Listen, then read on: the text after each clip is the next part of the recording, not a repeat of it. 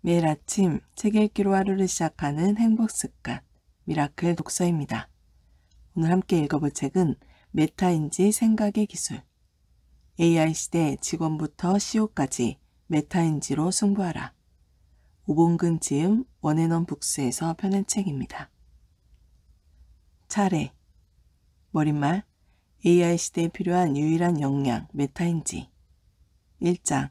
메타인지는 왜 중요한가? 2장. 메타인지가 뛰어난 사람들의 5가지 특징. 3장. 어디에도 없던 메타인지 향상법. 4장. 우리 주변에 숨어있던 메타인지 사례. 5장. AI 시대 조직의 생존을 좌우하는 메타인지. 6장. 조직적 메타인지를 높이는 5가지 방법. 7장. 글로벌 기업들의 조직적 메타인지 사례. 머릿말. AI 시대에 필요한 유일한 역량, 메타인지.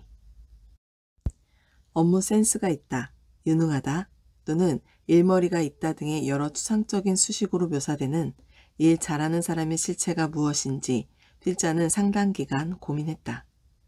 모두가 알다시피 수능 점수, 학사 졸업 석차나 박사학위가 일 잘하는 사람을 증명하는 것은 아니다. 심지어 회사의 철저한 입사시험을 통과한 사람들 사이에서도 일하는 능력은 차이가 확연하다. 무엇이 이러한 차이를 만드는 것일까? 그리고 그러한 차이가 AI 시대에는 어떻게 변화할까? 필자는 2006년 여름 한 글로벌 컨설팅사에서 인턴 생활을 시작했다. 그 인연은 생각보다 오래 지속되었고 필자는 회사 내 최고임원인 회사 지분을 소유한 파트너까지 최단 기간에 올랐다. 그러나 2019년 12월 마지막 날 여러 만류를 뿌리치고 회사를 떠났다. AI 시대에 펼쳐지는 더 의미 있는 기회를 보았기 때문이다. 필자는 재직하던 회사에서 최고로 일 잘하는 경영 컨설턴트였다. 상위 5%에게만 부여하는 최고 평가 등급을 받지 못한 애가 별로 없었다. 재직 기간 동안 승진자 명단에 이름을 9번 올렸다. 이는 회사의 직급 체계가 단순화되면서 향후에도 깨지지 않을 기록이 되었다. 흔히 하는 말로 줄을 잘 서거나 정치력 또는 압으로 이룰 수 있는 성취는 아니었다. 필자가 9번 승진을 하는 동안 의사결정권자인 대표이사는 6번 바뀌었다. 또한 9번의 승진에는 한국과는 환경이 다른 미국에서 근무하던 시절 미국인 평가자와 그들의 평가 체계에 따라 이룬 승진도 포함되어 있다. 필자는 나름의 성취가 있었던 경영 컨설턴트로서의 커리어를 언젠가 한 번쯤 글로 정리해두고 싶었다. 많은 후배들이 필자의 성취 비결을 물어왔기 때문이다. 그때마다 고민해 보았지만 비결이라고 할 만한 개념은 메타인지밖에 없었다. 그러나 메타인지에 대한 연구는 놀랍도록 부족했다. 특히 업무 현장에 적용할 수 있는 내용은 거의 전무했다. 메타인지는 아직 메커니즘이 충분히 밝혀지지 않았다. 그렇기 때문에 정보통신 기술을 이용해 재현이 어렵다. 같은 이유로 AI 시대에도 메타인지는 인간만의 고유 영역으로 남아있을 가능성이 크다. 또한 이 책에 담은 필자의 주장도 메타인지에 대해 부분적으로 밝혀진 내용이나 가설에 근거한다는 한계가 있다. 그러나 업무 현장에서 메타인지에 대한 이해나 정리가 전혀 되어 있지 않은 현 상태보다는 조금이라도 진일보한 개념을 제시하리라 믿는다. 만일 이 책에서 한 줄이라도 독자분들께 도움이 되는 내용이 있다면 그것은 늘 필자의 버팀목이 되어주는 사랑하는 아내와 딸 그리고 순수한 열정으로 함께 토론하고 고민했던 딜로이트 컨설팅의 선후배 및 동료들 덕분이며 그분들께 공을 돌리는 것이 마땅하다. 오봉근. 1장. 메타인지는 왜 중요한가? 문제 해결력은 AI 시대에도 핵심이다. 우리는 이미 AI 시대를 살고 있다. 이미 AI 시대다. 앞으로 다가올 AI 시대를 준비해야 한다는 것이 아니라 지금 당장 무엇을 해야 할지를 이야기해야 할 때다. 그런데 데이터 사이언스나 코딩과 관련이 없는 상당수의 사람들은 별다른 준비 없이 AI 시대를 살고 있다. 사실 평범한 직장인, 학생, 주부, 또는 그 누구라도 간단한 사고의 힘을 통해 AI 시대에도 존재감을 드러낼 수 있다. 특히 AI의 범용화가 진행되는 향후 3년에서 5년간은 누구든 특정 영역에 AI 활용의 깃발을 꽂으면 본인의 영토를 확보할 수 있는 개척 시대가 열렸다. 이 책의 출간은 2020년 4월 28일에 출판사 대표님과 처음 논의하게 되었는데 같은 날 연합뉴스는 다음의 날씨 기사를 보도했다. 연합뉴스에서 기사를 제공받는 국내 주요 언론사들이 학위 내용을 그대로 게재했다. 이에 따라 국내 많은 독자들이 읽은 내용이다. 이상한 부분이 있는지 한번 읽어보기 바란다. 수요일 29일 전국 맑고 큰 일교차. 수도권 오전 미세먼지 나쁨. 수요일인 29일은 전국이 맑은 가운데 아침 저녁으로 쌀쌀해 일교차가 크겠다. 아침 최저기온은 4도에서 15도, 낮 최고기온은 18도에서 26도로 예보됐다. 기상청은 낮과 밤의 기온차가 10도 이상으로 크겠으니 건강관리에 유의하기 바란다고 당부했다. 30일까지 중부 내륙에는 아침 기온이 5도 이하로 떨어지는 곳이 많겠다. 농작물 냉해로 인한 피해가 없도록 특히 주의해야 한다. 미세먼지 농도는 전 권역에서 좋음에서 보통 수준으로 예상된다. 다만 서울과 경기도는 오전에 일시적으로 나쁨 수준이겠다. 대기질 통합예보센터는 새벽에 약한 국외 미세먼지가 유입돼 오전에 일부 중서부 지역의 농도가 다소 높을 것으로 예상된다고 설명했다. 바다의 물결은 동해 앞바다에서 0.5에서 1.5m, 서해 앞바다에서 0.5에서 1m, 남해 앞바다에서 0.5에서 1m로 일겠다. 먼 바다의 파고는 동해 0.5에서 2m, 서해 0.5에서 2m, 남해 0.5에서 1.5m로 예상된다. 연합뉴스. 이 기사는 AI가 작성한 기사다. 보도된 내용이므로 이상한 점이 있을 가능성은 매우 낮다. 물론 이 기사 이전에도 AI가 작성한 기사는 이미 많이 있었다. 다만 문장의 틀을 기자들이 먼저 써놓고 AI가 숫자만 끼워 넣는 형식이 대부분이었다. 스포츠 경기 결과나 증시 관련 기사가 대표적 사례다. 그러나 이 기사는 인간 기자의 기사틀 없이 AI가 초고를 작성했다는 점에서 특별하다. 이 기사를 작성한 연합뉴스의 날씨 기사 작성용 AI는 지금 이 순간에도 하루 3차례 스스로 날씨 기사를 뽑아 초고를 송부하고 있다. AI가 초고를 작성한 기사가 보도되었다는 내용 자체를 뉴스거리로 보도한 또 다른 매체는 AI 활용으로 뉴스 생산성이 높아지고 기자들이 심층 취재에 몰두할 수 있게 되기를 기대한다는 코멘트를 덧붙였다. AI의 추가적 발전 소식에 늘 패키지로 따라오는 언급이 이것이다. AI가 인간을 단순 작업에서 해방시키고 인간은 보다 창의적이고 의미 있는 일에 집중하는 효과가 기대된다는 내용이다. 그런데 인간이 더 많은 시간을 쏟을 수 있다는 창의적이고 의미 있는 일의 실체는 대체 무엇일까?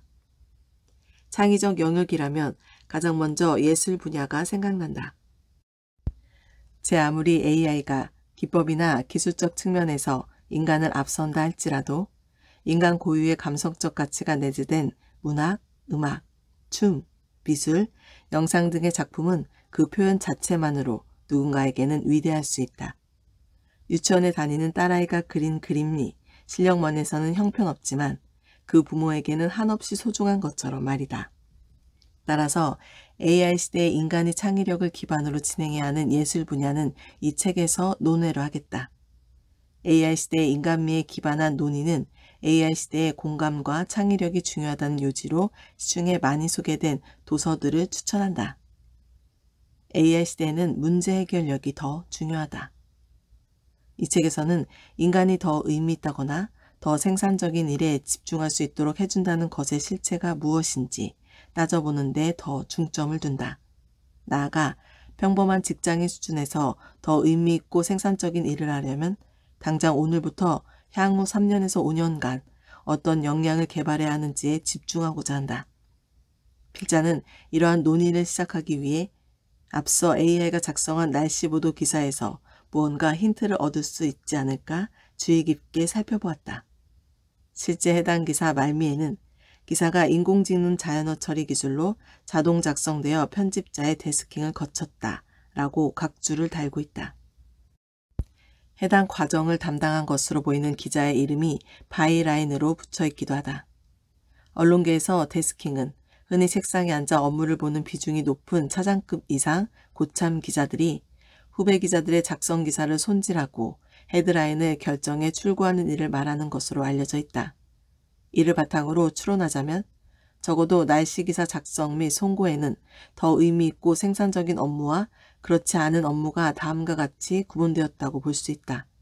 물론 날씨 기사 작성은 첨예한 쟁점이나 기자들의 비판적 사고가 상대적으로 불필요하다는 특성을 먼저 이해할 필요는 있다. 날씨 기사 작성 시 AI가 담당하고 덜 의미 있고 비생산적인 과정 예시 1. 기상청 데이터 및 미세먼지 관측, 예측 데이터를 확인한다. 2. 보도자료 등을 통해 기상청 관계자 등의 코멘트를 확인한다. 3. 수집된 데이터를 바탕으로 초고를 작성한다. 날씨 기사 작성 시 인간이 담당한 더 의미 있고 생산적인 과정 예시 1. 기사에 문제가 있는지 사전에 검토한다. 2. 기사의 문장 표현을 개선한다. 3. 기사의 분량을 조절한다. 4. 미디어 시장 환경을 기반으로 기사의 상품성을 높일 헤드라인을 뽑는다. 상기의 예시로 나열한 상세 업무를 보자면 단순 사실관계 및 데이터 확인과 이에 기반한 문장의 작성은 AI에게 맡겨졌다. AI가 이 업무를 담당하기 전에는 PC 경력이 짧은 수습 기자가 훈련 차원에서 담당했을 것 같다. 직장 생활을 좀 해봤다면 충분히 납득이 가는 부분이다. 반면에 인간은 문제의식에 기반한 비판적 사고가 좀 더 필요한 영역을 맡았다. 결국 문제 해결이 필요한 부분이 더 의미 있고 생산적인 업무의 실체라는 것이다.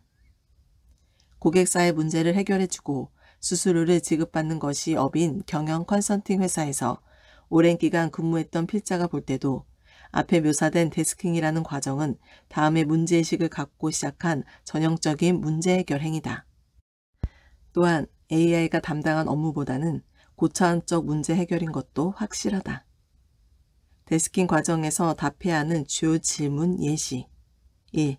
기사가 내포한 정보가 사회 및 우리 언론사에 불필요한 부정적 영향을 미칠 소지가 있는가? 2. 작성된 문장은 독자에게 정보를 쉽고 편하게 전달하는가? 3. 다른 기사들과의 우선순위를 고려할 때 분량을 조정할 필요가 있는가? 4. 어떤 헤드라인을 써야 더 많은 독자들의 관심을 끌 수 있는가? 위와 같은 문제의식을 담은 의문문을 좀 더 정교하게 다듬으면 이른바 문제해결 기법상 핵심 질문이 될 수 있다. 경영 컨설팅 또는 문제해결 기법이 적용되는 각 분야에서는 핵심 질문을 세우고 이에 답해가는 과정이 곧 문제해결이라고 가르친다. 핵심 질문에 대해 가설로 답하고 이를 검증하면 학계에서 사용하는 논문 작성의 흐름이 되고 핵심 질문에 대해 사실에 근거한 법리적 주장을 펼치면 법률 문서가 된다. 문제 해결이란 주어진 자원으로 당면한 어려움을 해결하거나 개선하는 모든 분야에 적용되는 것이다. 또한 문제 해결 과정은 자본주의 사회에서 대부분의 기업체 의사결정 과정에 그대로 적용된다. 적어도 필자가 경험한 60여 개의 국내외 최고 수준 기업체 고객들은 그러했다. 그러나 바둑으로 인간을 이긴 AI가 주도하는 세상에서도 인간의 문제 해결은 여전히 중요할까? 적어도 AI 범용화가 진행되는 향후 몇 년간은 확실히 중요하다. AI가 적용될 수 있는 분야를 확인하고 적용의 장애사항을 해결하며 AI를 제대로 학습시켜가는 모든 과정이 결국 인간의 문제 해결 영역으로 남아있기 때문이다. 사실 문제 해결은 인류가 생존을 위해 고대부터 지속해온 행위이기도 하다. 인류가 처음 불을 발견했을 때 인간은 어떤 갈등을 경험했을까? 뜨겁고 압도적인 빛깔로 넘실대며 숲을 태우는 공포의 대상이 결국에는 우리 모두를 태워버리고 종말을 가져올 것이라는 의견도 있었을 듯하다. 그러나 불은 맹수의 공격과 추위로부터 인간을 지켜주며 소화가 더 잘 되고 안전한 음식을 먹을 수 있는 도구로 사용 가능하다고 일부 긍정적인 인간들이 주장했을 것이라 상상해 본다. 결과적으로는 누군가 문제 해결력을 발휘함으로써 화재의 위험은 최소화하고 맹수의 공격과 추위에서 벗어나는 데 불을 활용했으며 보다 안전한 식량의 공급이라는 문제를 해결했기 때문에 우리 같은 후대가 존재하는 것이다. 업무에 가장 필요한 역량. 이미 다가온 AI 시대에도 AI가 사람의 일자리를 빼앗고 나아가 영화 터미네이터 속 스카이넷처럼 인류를 지배하게 될지도 모른다는 우려는 여전히 있다. 반면에 인간이 문제 해결력이 필요한 더 의미 있고 생산적인 일에 집중할 수 있도록 해준다는 주장도 늘고 있다. 인류가 약 140만 년 전 처음 불을 발견하고 심각히 논의했을 문제들과 매우 유사하게 들린다. 역사가 반복되듯 논의의 결론도 동일하리라 예상한다. 인류의 발전 방향은 정해져 있고 AI는 그 발전을 위한 도구다. 마치 불처럼 말이다. 단지 우리에게 필요한 것은 이를 인류의 진보와 개인의 발전을 위해 어떻게 활용할지를 판단하는 문제 해결력이다. 문제 해결력은 메타 인지로 향상된다. 문제는 인지해야 해결된다. 문제 해결은 모두가 하고 있지만 제대로 하는 사람은 많지 않다.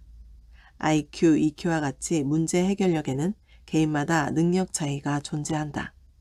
문제 해결력은 쉽게 이야기해서 문제를 정의하고 해결하는 과정을 빠르고 효과적으로 진행할 수 있는 능력이다.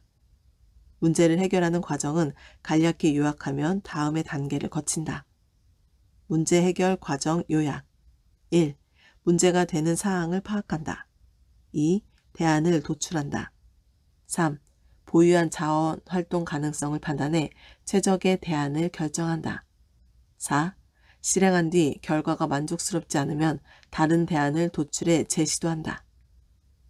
이 문제 해결 과정은 기업 업무뿐만 아니라 학생들이 시험을 볼 때, 배우자를 선택할 때, 쇼핑을 할 때 등 일상생활의 모든 영역에 알게 모르게 적용되고 있다. 인간 사고 능력의 근간이라고 볼 수 있는 것이다. 첨언을 하자면 AI 인공신경망 구조의 알고리즘이 연산을 수행해 나가는 과정 역시 사실 인간의 문제 해결 과정을 그대로 따라할 수 있도록 만드는 데 목표가 있다. 문제 해결 과정을 잘 수행하기 위해서는 다음이 필수적이다. 첫째로 문제 해결 과정에 대해 이해가 있어야 한다. 쉬운 예시로 들어보겠다. 외부 협력사에서 회사를 방문하기로 했다. 회의실 하나 잡고 미팅을 준비해야 하는데 해당 시간에 모든 회의실 예약이 꽉 찬 것을 뒤늦게 알게 되었다. 문제가 발생한 것이다. 대부분의 사람들은 기존에 예약된 회의실 중 취소 가능한 것을 찾아 양해를 구하거나 가까운 외부 장소를 찾아보는 등의 대안을 마련할 것이다. 그리고 그중 가장 나은 대안을 확인해 볼 것이다. 해당 대안이 여의치 않으면 다른 대안을 시도해 보기도 할 것이다. 결국 작은 차이는 있지만 본질적으로 앞에서 간략히 요약한 문제 해결 과정 1에서 4번을 그대로 수행하게 된다. 문제 해결력을 키우기 위해서는 일단 문제 해결 과정에 이러한 합리적 순서가 있음을 이해해야 한다. 둘째로 문제 해결 전체 과정 중 본인이 어디쯤에 있는지 알아야 한다. 앞선 예시로 돌아가서 만일 나와 친한 옆부서 김 과장이 그 시간에 회의실을 하나 확보해 두었다고 있다는 사실을 알게 되었다고 해보자. 김 과장에게 혹시 회의실을 양보할 수 있는지 전화를 걸어보려고 한다. 사실 이 단계는 회의실을 현 상황에서 어떻게 확보할 것인가 라는 핵심 질문에 대해 여러 대안을 통해 답변하는 단계임을 인지해야 한다. 김 과장의 전화번호를 누를 때는 예약된 다른 회의 주선자에게 양해를 구해본다. 이외에도 외부 과용 회의실을 찾는다. 협력사의 양해를 구해 회의 시간을 조금 늦춘다 등의 가설적 대안을 인지하고 있어야 정상이기 때문이다. 본인이 문제 해결 과정 중 어느 단계에 있다는 인지가 있다면 그 전 단계에서 검토했어야 하는 상황에 대한 감을 가질 수 있다. 즉, 완결성이 좋아진다. 셋째로 문제 해결 과정 중 본인이 취약한 부분을 보완할 방법을 주어진 자원 내에서 찾을 수 있어야 한다. 위 예시에서 나는 김 과장과 그렇게 허물없는 사이는 아닌데 나와 같은 팀에 있는 황 대리는 김 과장과 호영호재하는 가까운 사이라고 가정해보자. 그럼 당연히 내가 직접 김 과장에게 연락하는 것보다 황 대리를 통해 연락하는 것이 문제 해결에 더 도움이 될 수 있다. 시중에는 문제 해결과 관련된 서적과 자료가 많이 나와 있다. 필자의 기업체 요청으로 문제 해결과 관련된 워크숍이나 강의를 진행해봐도 웬만한 국내 기업체 재직자의 절반 이상은 한 번쯤 문제 해결의 개념이나 이론적 부분을 접해본 경험이 있을 것이다. 그러나 이론적 개념을 알아도 실행이 잘 안 된다고 한다. 막상 해보려고 하면 쉽지 않은 것이다. 그 대부분의 이유는 다음에 3가지로 정리된다. 첫째, 문제 해결 방법론을 제대로 모르는 경우다. 필자의 경험에 비추어 봤을 때 문제 해결의 개념을 이해하고 있는 대기업, 과장, 차장급이라도 10명 중 8명 정도는 각 단계별 중점 사항까지 알고 있지 못했다. 그러다 보니 본인이 문제 해결 과정의 중요한 부분을 생략하고 있음에도 이를 모르는 경우가 많았다. 둘째, 우선순위에 대한 생각이 다르다. 즉, 내가 이런 하찮은 문제를 해결하는데 문제 해결 과정까지 고민하면서 해야 해? 하는 마음이다. 문제사안 자체가 중하지 않으면 그만큼의 노력을 기울일 필요가 없다고 생각하는 것이다. 그러나 가벼운 문제라고 해서 논리적 문제 해결 과정을 생략할 수 있는 것은 아니다. 반대로 쉬운 문제부터 문제 해결 과정을 적용하는 방법을 연습한다고 생각하면 문제 해결력 강화에 도움이 될 수 있다. 셋째, 익숙하거나 잘 안다고 생각하기 때문에 성급한 솔루션을 낸다. 이 문제만큼은 본인이 전문가라고 생각하는 경우다. 한 산업이나 업무 영역에 오래 종사한 잔뼈 굵은 중간 관리자급에서 많이 보이는 유형이다. 왜 그런 솔루션을 도출했는지 물으면 설명은 잘 안 되는데 경험상 무조건 맞다고 주장하는 사람이 많았다. 이럴 때 문제 해결 과정에 입각해 이런 부분도 혹시 생각해 보셨어요? 라고 질문을 몇 번 던지면 논리가 금방 무너지는 경우가 종종 관찰되었다. 아마 회사에 다니는 직장인이라면 임원 보고 자리 등에서 유사한 사례를 종종 목격한 적이 있을 것이다. 이런 것은 검토해 보았나? 나는 임원의 날카로운 질문에 당황으로 답변을 대신하는 동료의 모습에 안타까웠던 경험이 대부분 있다. 이런 현상은 왜 일어나는 것일까? 문제 해결 관점에서 볼 때 각각의 유형은 다음의 근본적 원인을 갖고 있다. 1. 자신이 모른다는 것을 인지하지 못한다. 2. 다른 사람은 나와 우선순위가 다르다는 것을 인지하지 못한다. 3. 본인의 경험에 의한 답이 틀릴 수 있다는 것을 인지하지 못한다. 문제 해결은 위의 각 원인을 인지하는 것에서부터 시작해야 한다. 본인의 문제 해결 과정에서 개선이 필요한 부분을 인지할 수 있는 힘은 개인과 조직의 문제 해결력을 기르는데 큰 차이를 만들어낸다. 이렇게 본인의 사고 흐름과 개선이 필요한 부분을 인지할 수 있는 힘을 메타인지라고 부른다. 메타인지가 문제 해결력을 키운다. 사실 메타인지라는 것은 동서고금을 막론하고 학식 높은 위인들에 의해 수천 년 전부터 강조되었던 개념이다. 그러나 정식 용어는 미국 스탠퍼드 대학교 심리학과 명예교수인 존 플라벨 박사가 처음으로 메타인지 개념을 이론화하면서 사용했다. 메타인지와 관련해 1979년에 발표된 그의 논문에서는 나이가 어린 학생 집단과 상대적으로 나이가 많은 학생들을 비교 집단으로 삼아 실험을 진행했다. 두 집단에 각각 학습을 하도록 지시한 후 스스로 생각하기에 학습이 완료되었다고 생각하면 선생님에게 학습 내용을 확인받는 형식의 실험이었다. 해당 실험에서는 나이가 어린 학생 집단이 학습이 충분히 완료되지 않았음에도 본인의 학습이 끝났다고 착각하는 비율이 절대적으로 높았다. 플라벨 박사는 이 결과를 통해 메타인지가 성장 과정을 따라 성숙한다는 가설을 수립하기도 했다. 수능 상위 0.1% 학생들과 일반 학생들을 구분해 단기 기억 테스트를 진행한 사례는 국내에서 상당히 유명하다. EBS에서 학습법에 대해 다룬 다큐멘터리의 방영에 큰 반향을 일으켰기 때문이다. 해당 내용을 간략히 요약하자면 두 그룹에게 단어를 외우게 했는데 해당 실험에서 상위 0.1% 학생 집단과 일반 학생 집단의 단기 기억력은 유의미한 차이가 없었다.